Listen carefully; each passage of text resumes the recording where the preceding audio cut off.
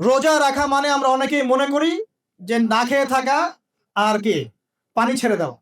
অনেকেই মনে করি এটা রোজা মানে আমাকে না খেয়ে থাকতে হবে আর পানি ছেড়ে দেওয়া লাগবে, স্ত্রী সহবাস ছেড়ে দেওয়া লাগবে।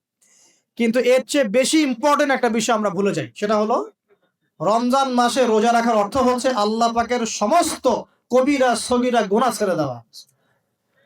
রোজা রেখেছি, গীবত করলাম, রোজা হবে কিনা? রোজা রেখেছি, মিথ্যা কথা বলছি, হবে রোজা? রোজা রেখে ওই ভদ্রলোক সুদ খাচ্ছে, রোজা হবে? রোজা রেখে অমুক ভাই আমার টেবিলের নিচ থেকে টাকা নিল, রোজা হবে? অমুক ভাই মানুষের সম্পদ আত্মসাৎ করে ফেললো, হবে? অমুক বোন বেপর্দায় বাইরে বের হয়ে গেল, রোজা হবে?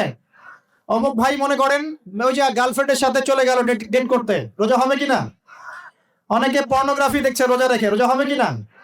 এই যে কবিরা গুনাহ যেগুলো আছে, যত রকম কবিরা গুনাহ, এই গুনাহগুলোতে লিপ্ত থাকলে রোজা ভেঙে যায়। আল্লাহ পাক আমাদের সবাইকে কবিরা গুনাহ মুক্ত রোজা রাখার তৌফিক দান করুন।